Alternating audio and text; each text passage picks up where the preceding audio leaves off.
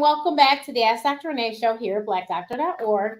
I am so excited to have this guest today because it's a friend of mine. I haven't talked to in a long time, and she and I have a similar story situation, and I cannot wait for you to hear this. But in case you didn't know, June, amongst it being Men's Health Month, it is also Brain and Alzheimer's Awareness Month. So we want to make sure that we try to cover everything we can on this show. But today we are talking about Alzheimer's and brain health. Do me a huge favor, housekeeping, of course. Share the program, share the broadcast on whatever platform you're watching on it. Please, watching it on, please share it. Sharing is caring.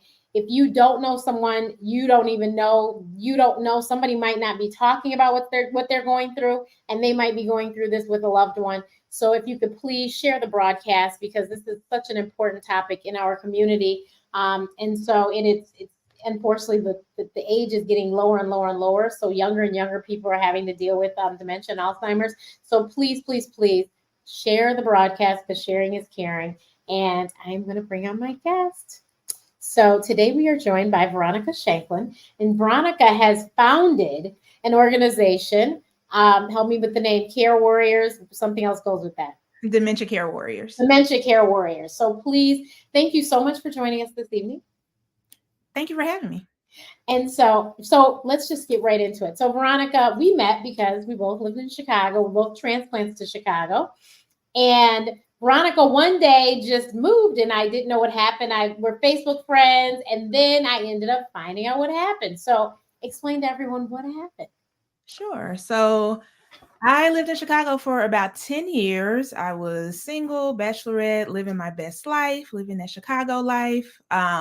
And I was coming home back to Dallas to visit my mom and grandmother, where my mom was a caregiver for my grandmother who had Alzheimer's. And so I could kind of tell my mom was struggling taking care of my grandmother, but I thought it was just the general struggle of being a caregiver, because clearly caregiving for a person with Alzheimer's is not easy. But my mom, she was also working full time and just having issues, and having issues keeping the bill straight and, little things like that. So at some point, in my going back and forth, I was in Chicago. My mom calls me. She tells me that she is in a car trailing an ambulance to the hospital with my grandmother in it. So what happened was, while my mom is at work, she has my grandmother at a family member's house. And my grandmother gets agitated, is ready to go, is trying to leave. And just the person who was caring for her couldn't handle it. So she calls my mom. My mom comes, and my grandmother lashes out at my mom for the first time and ends up having a seizure. So now they're on their way to the hospital. I can tell my mom really doesn't have a grasp of what's going on. And she's kind of traumatized because my grandmother has never gotten aggressive with her before.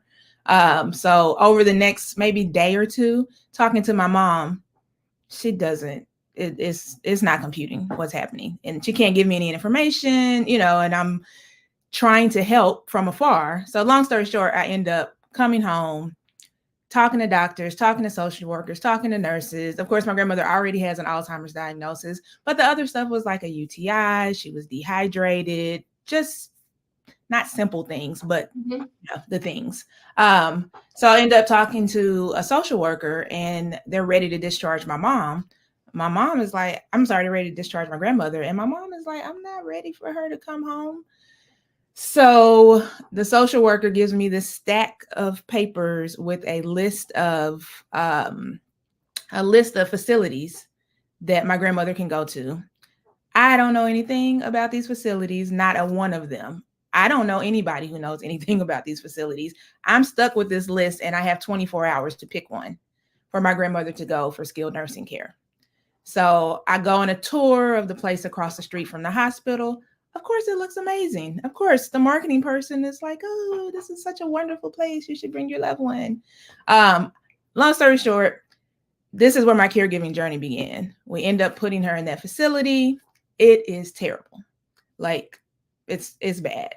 And so from there, I ended up moving her to a different facility, a much better one. But from there, I started my caregiving journey. And so I was kind of back and forth between Chicago until I permanently moved a few months later back to Dallas. And actually soon thereafter, I'm starting to notice issues that my mom is having repeating herself. Again, issues with bills, they're all over the bed and just not organized, being at work till late hours. So I said, maybe we need to get you checked. Go get her checked. And a year after I moved back, my mom is diagnosed as well. So then at that point, I have my mom and my grandmother. My mom, of course, is in earlier stages. My grandmother is moving into later stages. And so I cared for both of them for the next about 4.5 years, going through all the things that you go through, with Alzheimer's. Also, while trying to take care of myself, I'd also left a career in Chicago. So now I'm back here. I'm not working, but I'm used to being active and doing something. So I started volunteering with the Alzheimer's Association. And then over that time as a volunteer, started just building this network within the industry. Also, they asked me to join the board of the Alzheimer's Association. I've since served on a couple of other boards. And my grandmother eventually passed in 2017. So since then, it's been my mom and I. And in 2019, I started hosting support groups. And so I was doing support group happy hours because I've been on this journey for several years, and the support groups I attended, I really didn't see anybody that looked like me. Every once in a while, there'd be a young Black woman, but really a lot of nice people who I learned a lot from, I will say, but they just weren't dealing with the same issues that I was dealing with, and they were all very sad situations and sad support groups, but I understood their purpose in being around people who were having a similar experience, having someone to talk to, someone to lean on. So I started this support group happy hour with younger caregivers. And so that was 2019. I ended up hosting, alongside the Alzheimer's Association, a caregiver conference for African-American caregivers.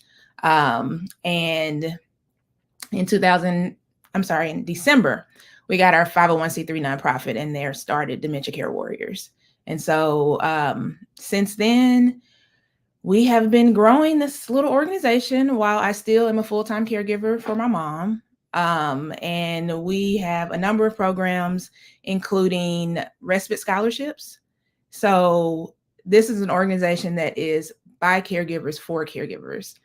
I have a volunteer board who's equally as passionate about this cause, and all of them have some connection to Alzheimer's in some way, along with my advisory board. And so we're all just really out here to help caregivers and provide those resources and those support that we know will be helpful. So we took a class. It was virtual, it was on Zoom, and it was about dementia care, I guess, for caregivers. And it was very enlightening. But the very first thing they said was that the caregivers die first because of high blood pressure. And they usually end up with dementia as well. And I was like, what? The stress.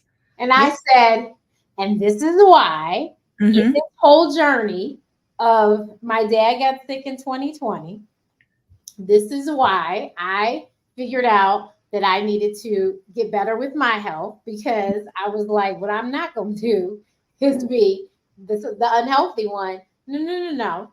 I said, let me get myself together. Right. So my blood pressure has never been high. Even at my fattest, I never had high blood pressure. I just was lucky that way. But I was like, especially in the pandemic, because I wasn't leaving the house. I was eating myself right home. I was blowing up like a house and was like, dear God, this is not a good thing for you. Right. So when she said that, I said, oh, I'm good. Because when I got my life insurance policy in 2021, I think it was, the lady came, and they do your blood work and everything. My blood pressure was like 90 over 60 or something. She's like, oh my God, are you okay? And I go, I'm fine. You sure? I go, I'm fine. I said, I guess that's what happens when you work out a lot. I said, it was used to be 110 over 70, but I guess all of this working out and eating like I have since, I guess it. Wow. I was like, you dropped the weight, your blood pressure improved. Right. I mean, it wasn't bad in the first place, so it was only one place for it to go. So right. She was like, "Oh my God." And I said, "Oh." So we were all on the call, me, my sister, my mom, right? Me and my mom are in the house. We might have been in the same room watching it, two Mm-hmm. different computers. My sister's at work.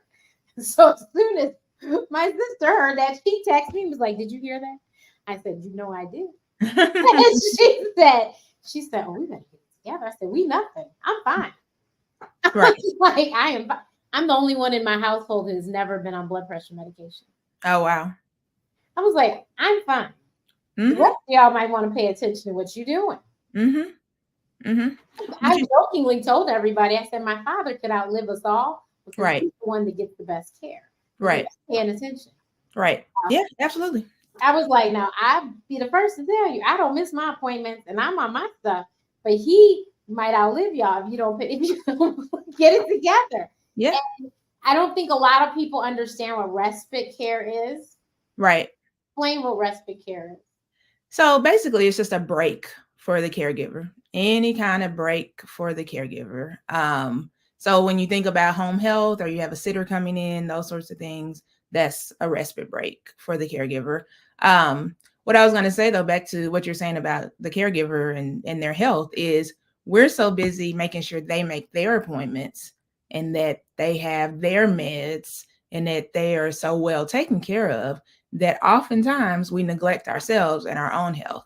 And another thing is stress is a killer in so many ways, from blood pressure to heart disease to all of these things. And one way to kind of deal with and remedy that stress is education and knowledge. A lot of caregivers, specifically dementia and Alzheimer's caregivers, are stressed out because they have no idea what is going on. They arguing every day with their loved one because they want to fight them over something that does not even matter. You know what I mean? If they had more education about the disease, which is what we try to do, then they would be a little more calm. They would understand that you will never win an argument with a person with dementia and let it go. You know? So that's why, education is so it's all connected. It's all connected. Yes, and you're right. That was another thing they taught us in those classes as well. They talked about the amygdala in this part, and that's this part of the brain, and that's what it does, and this is what it does, and they teach you like how to converse with them, and if they say this, and I mean, it was so much information. I was just like, Mm-hmm. Yeah.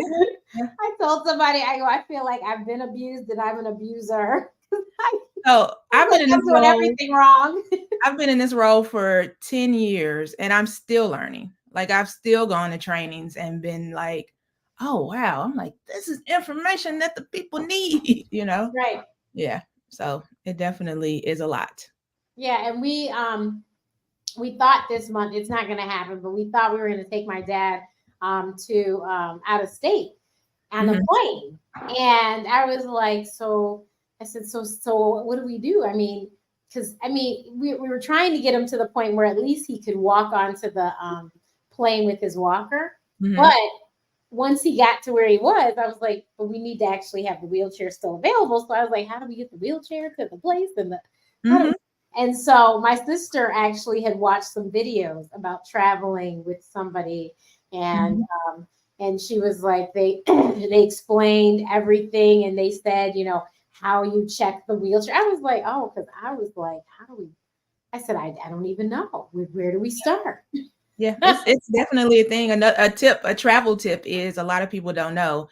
You can actually get a pass to accompany your loved one back to the gate Oh no, because no, we were all going. oh, yeah, but I just mean Oh because yeah, my mom was traveling solo at the beginning of this journey, and so gotcha. I would take her to the gate. She would get on the plane, and then my sister would be Meet her at the gate. in at the gate and pick her up, from Yeah, there. But a lot of people don't realize that, they're thinking you can't if you don't have a ticket, you can't go through security. right. So, yeah. No, I traveled. I had to pick up young girls at Hmm. the airport, and so Hmm. they allowed me to go to the gate. So I knew that we could do that. But this Hmm. whole the wheelchair thing, and then there's a whole way to help them to make certain that because even like I said, even with him not traveling by himself, just to make certain that it was smooth for us to get in the airport, and Hmm. so Yeah. I was like, There's a lot of accommodations. Yeah, a lot of accommodations, and I think that and I actually just watched. They just did a whole thing on CBS early show, whatever they call it, early show, morning show, where Gail Mhm. King show. They talked to and I can't remember her name, but her Instagram is Gertrude's daughter or something. Mhm. Yeah. You know what I'm talking about? I am Yes. Gertrude Jordan. Uh, I am what's her Gertrude name? Jordan. I am Gertrude. Yes. Yeah. So she she was on there and she was talking about and they actually talked to her, and they also talked to this other woman who is on the Capitol, I guess, lobbying and trying to get legislation change for caregivers Mhm. Yeah. Yep. Yep. because there's just not enough. So I've done advocacy work with the Alzheimer's Association, and they have an advocacy forum every year where we travel to. I haven't gone every year, but where we travel to DC and we share our stories with legislators about, what we've been through, our needs, what's helpful, and they have a whole agenda that we're trained on to go talk to them. And each year it's a different priority. But I've been doing this for 10 years. I probably went to my first advocacy forum in 2015. And so there has been progress. Like one of the major initiatives is funding for research through the NIH. And when I first started this, Alzheimer's was at the bottom of the list of top 10 diseases and how much funding they were getting. So you have HIV, AIDS, breast cancer, heart disease, et cetera. And Alzheimer's was, I don't remember what the number was, but it was so crazy low. And over every year, that number is getting higher and higher. So the work that the advocacy, it's the advocacy work that's being done is actually like helping. Well, that's good. I've done advocacy work for allergies and asthma, but I would be very interested in doing some for that as well because it's just thank God my dad is a vet, Mm-hmm. but it took us 2 years to get him enrolled in the Mm-hmm. services. Yep. And my mother has said it up and down that if it wasn't for me, he probably still wouldn't have the services because they told her no one time and she was done. She was like, okay, never mind. Mm-hmm. But they told us no, and I was done too. But then so many people, vets and people who weren't vets, kept Mm-hmm. saying, no, I'm positive that your father could get some services. And I was Right. like, but they said no. Like I said, it took 2 years, but Right. as of September of 2022, we finally got it, and we're like, oh my God. And it's been a godsend because we do have caregivers. We have home health aides that come 5 days a week. Wow. So they come for 4 hours. They come 9 to 1 in the morning. And so they do, they get them washed up, breakfast and lunch. Okay. And then they leave. And so that's very helpful, because because I do the night shift. Usually my mom does the morning shift. So that gives her a break at least. Right. And, and then they'll pick up around the house, wash dishes, stuff like that. So it is helpful, very helpful. And that's something that the VA is paying for, which is awesome that we don't have to cover that. And then it would be we had one home health agency that was great. And we had one caregiver that was phenomenal. She was so good. She was the tiniest little thing you ever saw. But I think it's because she was a nursing student. She was so remarkable. Unfortunately, not all the other caregivers from the agency were that great, but she was amazing. But we ended up with this agency now because I saw them on Facebook and it said they did dementia care now. Okay. I won't put them out on Front Street, but I don't believe that these people have had any special training, unfortunately. Yeah. Because we were really excited. We were thinking we were going to learn something from them. It has not turned out that way.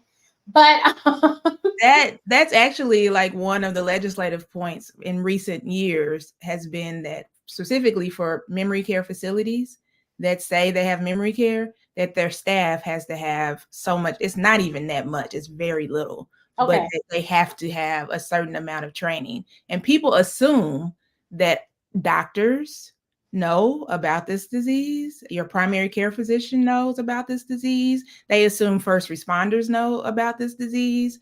They assume that people who work in the community in these positions know about this disease, and they really don't. And if they do have any training, it's very, very, very, very, very little. Yeah. And it can be very frustrating as the caregiver as you're trying to, like you want you want your loved one to have somewhat, as much independence as they can have. So if you're Right. at a doctor's appointment, you would like the doctor to talk to them, but at the same time, Right. they may not have the information right, and and they are sitting in the same room, so it can be a little tricky. But we somehow we muddle through. Like I just went to one doctor's appointment one Monday and one on Friday, and he didn't walk out cussing at us. So clearly, we So were able to handle it. And the doctors, I think that the physicians that he has, for the most part, especially now because we've been doing this for a minute, they understand that he, what he said might not be right, right. but and they'll get it figured out. So, Right. and Right. it's so funny. My mother called yesterday and said, "What's the last four digits of a social security number?" So I told her, and I knew it's because they were at the VA. And my sister told me later, she said, "Dad gave the right numbers." Oh, okay. My mother just didn't think he knew. You can believe him. Yeah. And I mean, he'll surprise you. Like Monday when we went to the doctor, she said, "Can you tell me your name and your birthday?" And he told her exactly right. There's an analogy that I use when I say with Alzheimer's and dementia that the brain is like has a short circuit. And so sometimes it connects. Sometimes it just kind of fizzles and a little bit. Sometimes it doesn't come on at all. And so that's those situations where it's connecting. He got his name, he got his date of birth right. You know what I mean? And other times he might not know who he is. You know what I mean? Right. So yeah, that's an analogy that I use. And then I tell him his long term is really good. He, as a matter of fact, someone asked him on Friday when they asked him his social security number, his last four. He started out, I heard him saying his actual whole social security number. He just hadn't gotten to the last four yet. But I said, "But Dad, you were right. You started it right. You were almost there." Right. So, he has it, it's coming. It's right. I'm like, in most days, like I said, most days he'll know it, and some days he doesn't. Right. And even with his address, most days he can tell you his address. If you Right. start him off with one number, he can finish it off, and he'll tell you the street, Right. tell you what state he lives in. So it's the neurologist on Monday was like, the brain is just so tricky, and I was like, I know. Yeah. It's just like it is so tricky and confusing, and I don't know why anybody would want to go into neurology. Look, as a doctor myself, I was like, that was nothing I wanted to worry about. Right. It's just too much. Yeah. Too much to try and figure out. And how can you guess? And he's like, I mean, I'm looking at these scans, but I don't know, because when he had the hiccups, we were looking at the CT. Right. I was like, I don't know, but he was saying it can be very tricky, and so I actually was about to tell you I listened to this podcast. I'll send it to you. It's called Diary of a CEO, and he interviewed this neuroscientist. The lady was talking about the correlation of exercise and brain health, and how you can. She said 3 days a week of walking can lower your this is in a person over 65. It can lower their possibility of getting dementia or Alzheimer's 30%, I think, or make it less than 30% or something like that. And the more you do, the less. She said the more you sweat, the better it is for your brain. And I'm like, so it's very interesting. And the one thing I loved about this podcast is it has timestamps, so you don't have to listen the whole hour, but it tells you, so you can listen to it. But that was very interesting to me, and I think that we talk about Alzheimer's a lot, we talk about dementia a lot, but people don't talk about the possibilities of things you could do to help yourself to not get there. Right. Right. And I think that in our community, as much as I say it all the time, I tell everybody, please just try to exercise at least 30 minutes, 5 days a week, 30 minutes a day. If you can do 7, that's amazing. But if you could just do 5 days a week, and I tell people, you don't have to do 30 straight. You could do small little 10-minute, whatever, do a dance break, something. But understand that your housework, your going to work, going to school, that is not exercise. You need Right. to actually get your heart rate up. And as the lady says, that I was saying, the neuroscientist said, sweat. You Right. gotta do something to get it going. So I think the other thing when you talk about brain health is that it's all related. yep. Heart health, brain health, like all of these things are related. When you talk about strokes, you talk, and all of that. So trying to be as healthy as possible in all ways will help in the long run when you talk about your risk, for Alzheimer's. And I think that's something that people don't necessarily make that connection. Yeah. You know what the connection people seem to make, especially in the Black community, is that old people just forget things. No. It's actually, it's not. Yeah, this is not a normal part of aging. It's not. No, you don't have to be. I personally know people who are 80, 90 plus. Maybe they don't drive anymore. Sharp Right. as a tack. Yeah. Sharp as a tack. So My mom's sitter is 85 and my mom is 76. My mom's sitter is older than her and she is an active senior.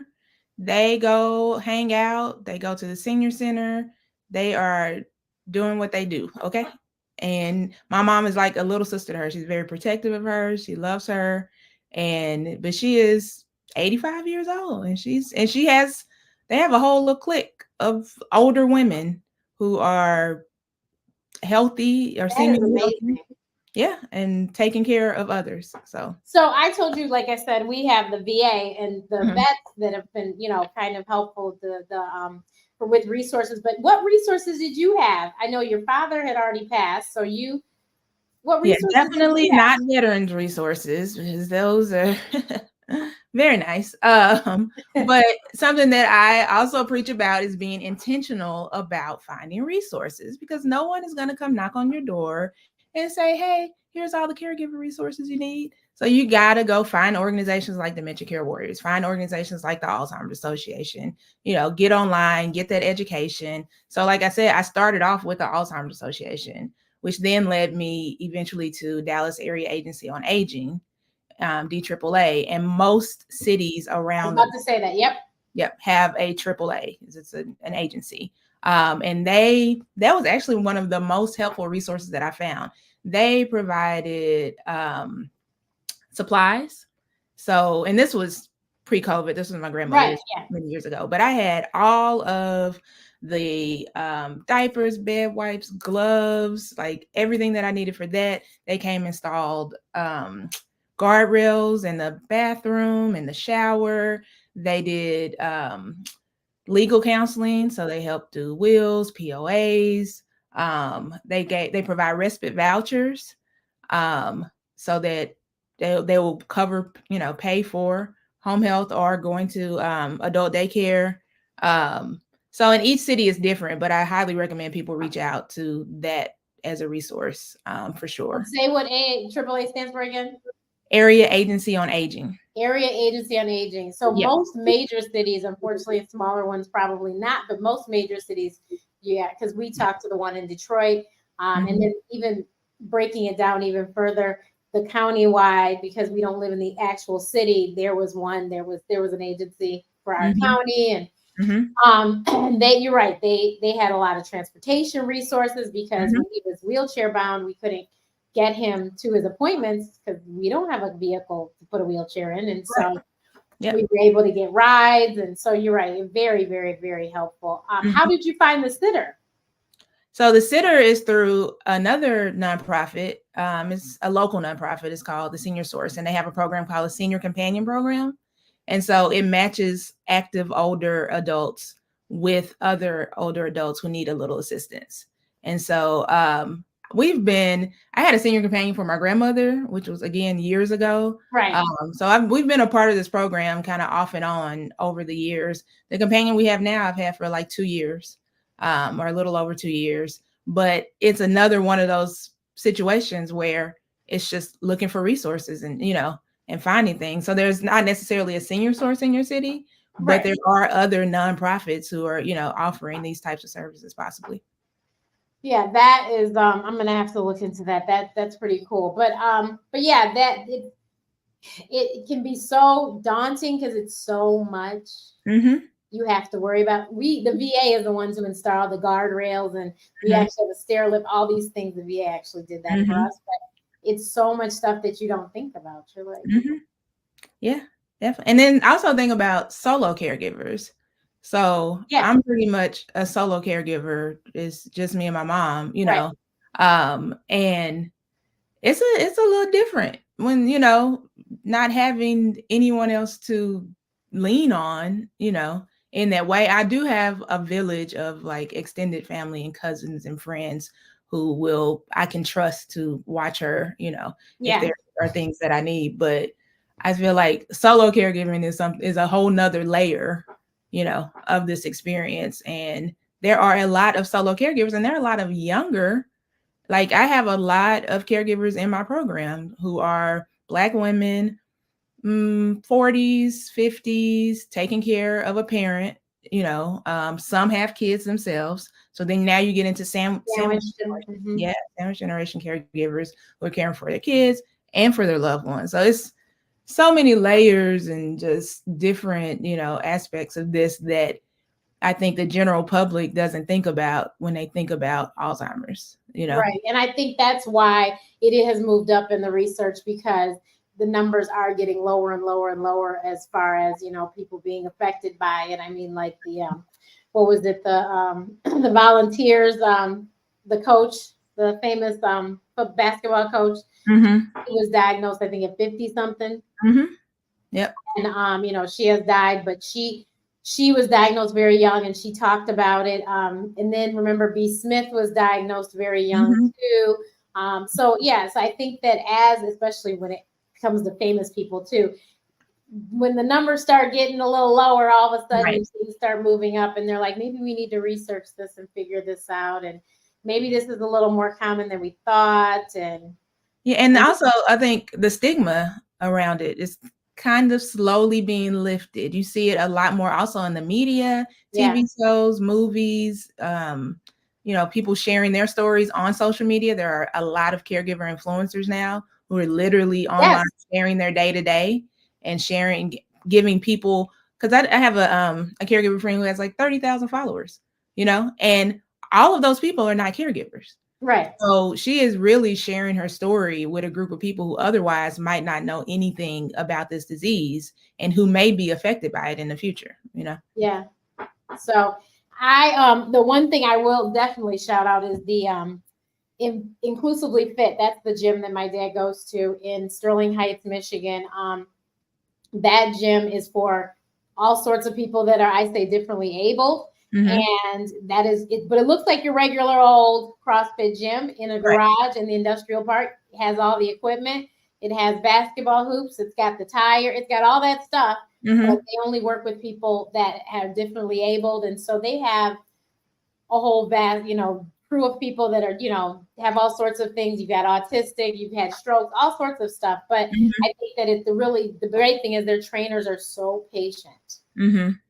and they understand that, my dad might not remember what he was supposed to do, but if you tell him, and you slowly, he'll, show Right. him. And they have the patience, because unfortunately a lot of, like you said, a lot of doctors, a lot of nurses, a lot of therapists don't know how to handle somebody like that. Right. Yeah, definitely. And it's even in facilities. I'm telling you, in Right. a lot Yeah. of nursing homes, that staff has zero dementia training, and they spend the entire day working with older adults, many of whom have dementia.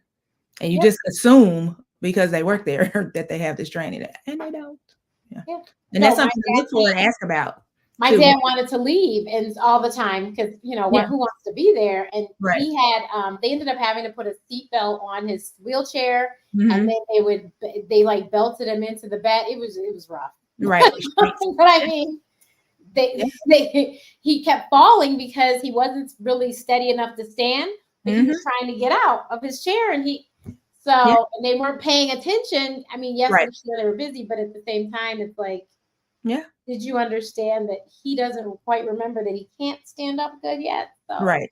Yeah, definitely. And then they end up using medication restraints, pharmaceutical restraints. right, And then now they're sitting there like a zombie.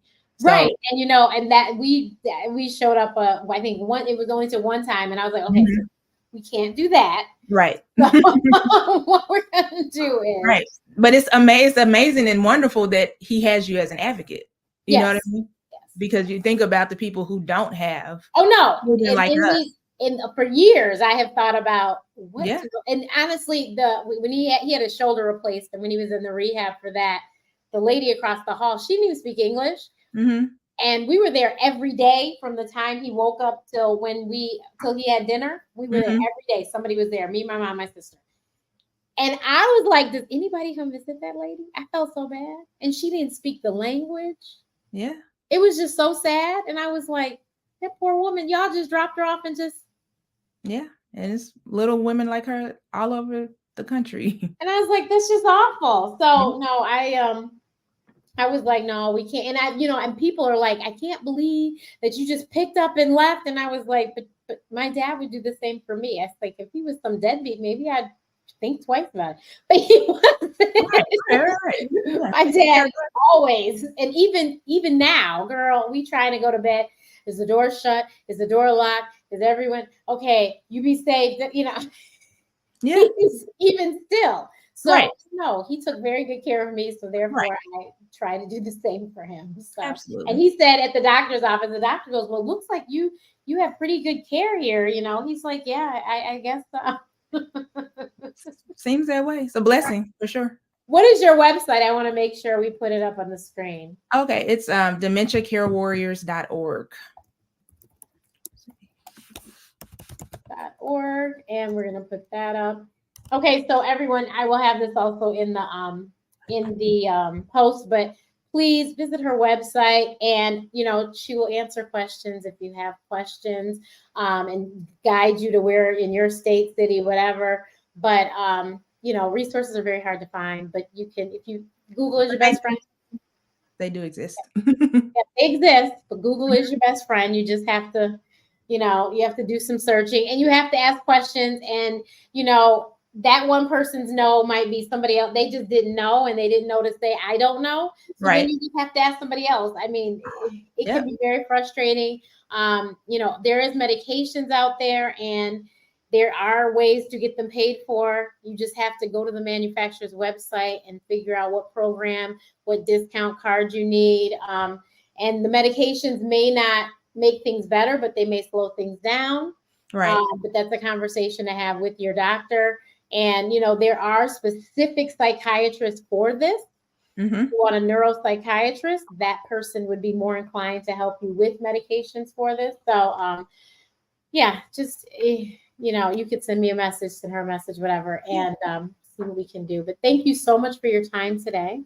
And I will definitely try to send as many people as we can to your website to, donate, whatever. And hopefully we can get more people to advocate so that we can get more services for caregivers, because like we said, the caregiver goes before the patient. And think about it, if the caregiver dies, who's going to take care of the patient?